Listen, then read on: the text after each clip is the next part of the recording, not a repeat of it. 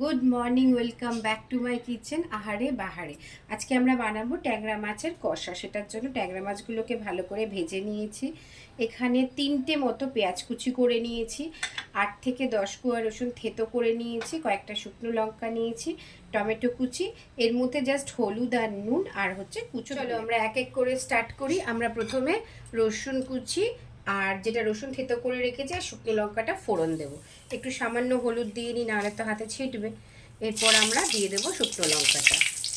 এরপর দিয়ে দেবো যে রসুনটা আমরা থেতো করে রেখেছি, 8 থেকে 10 কোয়া রসুন থেতো করে রেখেছি। এবার ফোড়নটাকে একটুখানি ভালো করে ভেজে নিতে হয়। অ্যাকচুয়ালি কষা করতে গেলে একটু ভেজে নিলে রসুনের সাথে শুকনো লঙ্কাটা গন্ধটা খুব ভালো ছাড়ে, সেই কারণে।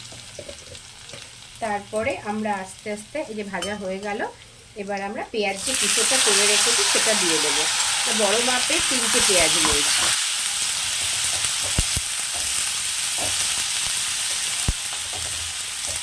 এটাকে সুন্দর করে আমাদেরকে একটু ভেজে নিতে হবে।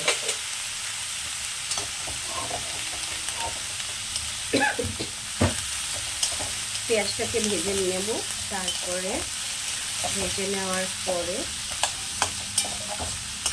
এখানে এটার মধ্যে বেশি কোনো মশলা দেবো না, জাস্ট হলুদ আর নুনটা এখানে ভিজিয়ে রেখেছিলাম, তাহলে মিহি হয়ে থাকে, সেজন্য পেঁয়াজটা একটু ভেজে নিয়ে তারপরে এই হলুদ আর নুনটা দিয়ে দেবো পরিমাণ মতো। দিয়ে এটাকে পেঁয়াজটাকে এবার একটু ভাজার জন্য আমরা ঢেকে দেবো, যাতে পেঁয়াজটা একটু নরম হয়ে যায়। চলো দেখে নেওয়া যাক কতটা ভাজা হয়েছে পেঁয়াজটা। এই যেরকম সুন্দর ভাজা হয়ে গেছে। এবার যে টমেটো কুচিটা আছে ওটাকেও আমরা এর মধ্যে দিয়ে নেবো। ছোটো সাইজের 2খানা টমেটো কুচি করে নিয়েছি, তাহলে পেঁয়াজের সাথে টমেটোটা নরম হয়ে যাবে। আর নুন আর হলুদের মধ্যে বেশি কিছু মশলা পড়বে না, কিন্তু খেতে ভালো, খুব দুর্দান্ত হয়। আর এর মধ্যে দেবো হচ্ছে একটা চিকেনের যে মিট মশলাটা যেটা আছে না, সেটা আমরা একটুখানি এর মধ্যে দেবো। একটু নরম হয়ে এলে তারপরে দেবো। যদিও এটা আমি একটু দীঘাতে গিয়ে দেখেছি আর কি, ওরা সব কিছু তো মিট মশলাটা দেয়। তো কষাগুলোতেই পেঁয়াজ টমেটো দিয়ে যে কষাটা হয়, তাতে মিট মশলাটা দিলে খেতে সত্যিই ভালো হয়। সেই কারণে ওখান থেকে শিখেছিলাম, ওটাকে আমি ইউজ করি আর কি রান্নাতে। চলো হোক, তাহলে একটু ব্যাপারটা নরম হোক, একটু ঢাকা দিয়ে দিই আমরা। চলো দেখে নিই। পেঁয়াজ টমেটোটা হালকা নরম হয়ে গেছে। এবার যে মিট মশলাটাকে জলে ভিজিয়ে রেখেছি সেটা দিয়ে ফেলি। সেটার সাথে ভালো করে মিক্স করে তেল ছেড়ে এলেই তারপরে আমাদেরকে এটাকে দিতে হবে আর কি ট্যাংরা মাছ। এরপরে এটাকে অল্প আঁচে করতে হবে, যাতে কিনা মশলাটা ভালো করে কষাও হয়ে যায় এবং তেল ছেড়ে আসে।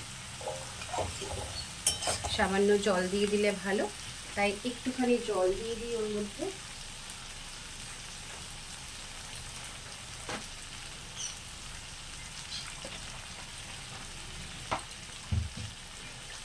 সামান্য একটু জল দিয়ে দিলাম। মশলাটা যাতে সুন্দর করে মিক্স হয়ে যায়। চলো এবার এটাকে ঢেকে দেওয়া যাবে। মশলাটা সুন্দর করে কষে গেছে। চলো এবার এর মধ্যে আমরা ঝোলের জন্য জলটা দিয়ে দিই। ঝোলের জন্য জলটা দিয়ে দিলাম। এবার গ্যাসের ফ্লেমটাকে একটু বাড়িয়ে দেব। দেওয়ার পরে যে ধনেপাতা কুচিটা আছে সেটাকে এর মধ্যে আমরা স্প্রেড করে দেবো।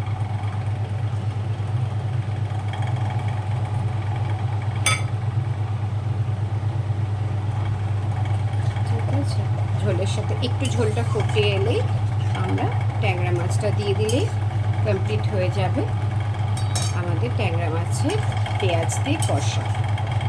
এটা কিন্তু খেতে সত্যিই খুব টেস্টি হয় এবং মানে ভীষণই ভালো খেতে হয়। তোমরা অবশ্যই ট্রাই করো। ঝোলটা খুব সুন্দর ফুটে এসছে। এবার আমরা যে ট্যাংরা মাছগুলো ভেজে রাখা আছে এই ট্যাংরা মাছগুলো সব ঝোলের মধ্যে দিয়ে দিলাম। দিয়ে এবারে সামান্য একটু ফুটিয়ে নেব, ফুটিয়ে নামিয়ে নেব। নুনটা কিন্তু যে যার স্বাদ মতো দিও। একদম সিম্পল রান্না, কিন্তু এটা খেতে খুবই মুখরোচক হয়। যারা যেখান থেকে আমার ভিডিও দেখবে সকলেই ভালো থেকো, সুস্থ থেকো এবং আমার ভিডিও দেখতে থেকো। ঘরোয়া উপায় সহজ পদ্ধতিতে আমার রান্না অবশ্যই দেখতে থেকো। আমার রান্নাটা কমপ্লিট হয়ে গেল, তাই আমি নামিয়ে নিলাম সার্ভ করার জন্য। সকলেই ভালো থেকো, সুস্থ থেকো। যে যেখান থেকেই আমার ভিডিওটা দেখবে সকলের জন্য অনেক শুভেচ্ছা। আর যদি আমার ভিডিও সবার ভালো লাগে তাহলে please like, share and subscribe করতে ভুলো না। এবং যদি তোমাদের মনে হয় যে আমাকে সাবস্ক্রাইব করার জন্য তোমরা শেয়ার করবে, সেটাও করতে পারো আমার চ্যানেলকে। Thanks for watching, tata.